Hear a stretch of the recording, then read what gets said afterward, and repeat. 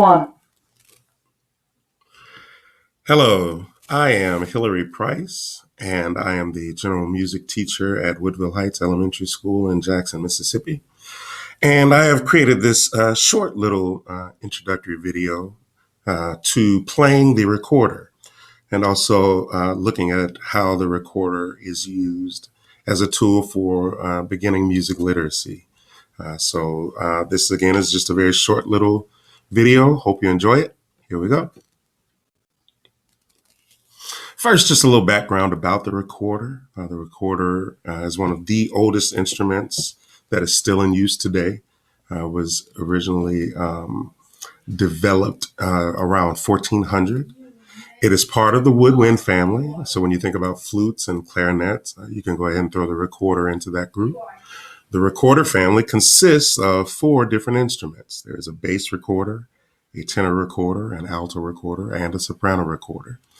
And it follows the general rule of thumb for music instruments as far as size is concerned. The larger the instrument, the lower the notes that it plays, the lower the pitches.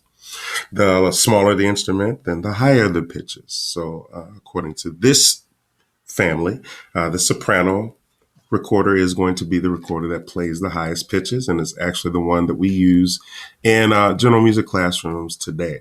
And it is the instrument that we will be focusing on as we learn how to play.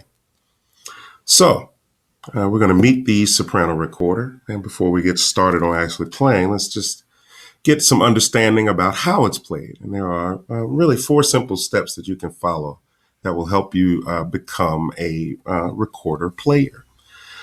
The first step, in order to play the notes accurately, you must get used to sealing the holes on the recorder. If the holes aren't sealed completely, then the notes don't play accurately. So what we tell our students is, hey, when you're playing the recorder, in order to seal the holes, make sure you use your finger pads. And the finger pads are the flat parts of our fingers. The tendency for most people is to want to use the tip, but the tip doesn't cover the hole completely, so therefore the notes don't play accurately. If you use the flat part of your finger, then you are able to get all the way across the hole and we get the pitches that we want. So the first step is to use your finger pads. Next, you have to have a lot of air in order to get a good sound from the recorder. So the thing that we tell our students is, hey, make sure you sit up straight.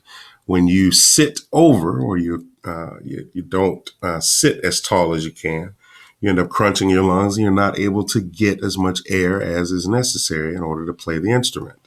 So to help with that, we sit up straight, not quite a 90-degree angle, but make sure you are sitting tall in your chair. Another thing that kind of goes along with this step is to just make sure you hold the recorder down, point the recorder at your knees. But the key to all of that is to sit up straight. This next step is one of the hardest things to understand for young students. When they get their instruments, they automatically want to just blow into the instrument. And in order to get the sounds that we want from the recorder, you cannot just blow. The sound is going to be created by whispering the sound to. So it sounds something like this. When you whisper to, that helps to create the pitches that we want, the sounds that we want to get from the instrument. Just as a reminder, I tell my students, hey, imagine that you are trying to blow at a candle without blowing out the flame. If you whisper to, you're able to do that. The flame will just flicker, it will not blow out. So whisper to. And the next step is hand placement. How we place our hands is very important because the notes that get played are based upon the fingers that we use. The step here calls for us to put our left hand over our right hand. So if you look at the picture, you can see that the left hand is on top, fingering the top 3 holes, and the right hand is on the bottom for the remaining holes. So we do left over right. Make sure you have your left hand over your right. So now that we've got those steps out of the way, let's see if we can play now. And before we actually jump into a song, we're going to focus on only one note. So the first note that we learn when we play the recorder is the note B. Now you can see B here on the staff. Whenever we see a note on this third line of the treble clef staff, if I count from the bottom, 1, 2, 3. Anytime we see a note on that third line, that note is going to be B. In order to play B on your recorder, if you look here at the picture of the recorder, you have to have 2 holes covered. Again, remembering our left hand goes on top, so we'll be fingering with our left hand. Our left thumb will cover the back hole. There is a hole on the back of your instrument. And on the front side of the instrument, you will cover the top hole with your index finger. And when you do those 2 things, you end up with the note B. And it will sound something like this.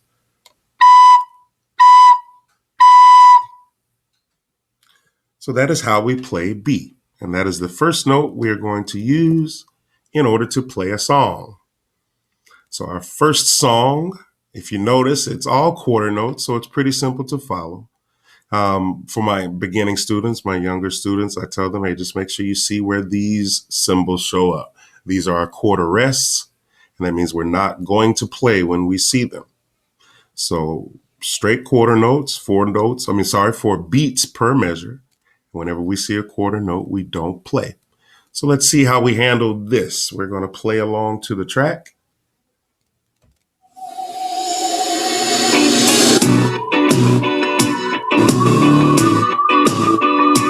This is for our 4 beats of rest at the beginning, but here we go. 1, 2, ready, play. Rest, rest, rest, rest, rest, rest, rest, rest, rest, rest. Walk like a mummy. Here we let the kids just dance around, have a little fun. But now we're back to the beginning. 2, ready, play. Rest, rest, rest, rest, rest, rest, rest, rest, rest,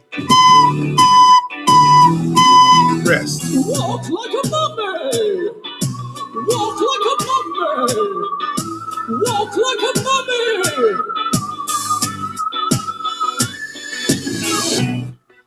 Very apropos song, considering we're just coming off the Halloween holiday, Walk Like a Mummy. So that gives you some practice to go ahead and start utilizing that B note. So this is the first of my videos with learning how to play the recorder. I want to thank you for taking the time to watch. Look for more videos coming soon. I appreciate it. Take care.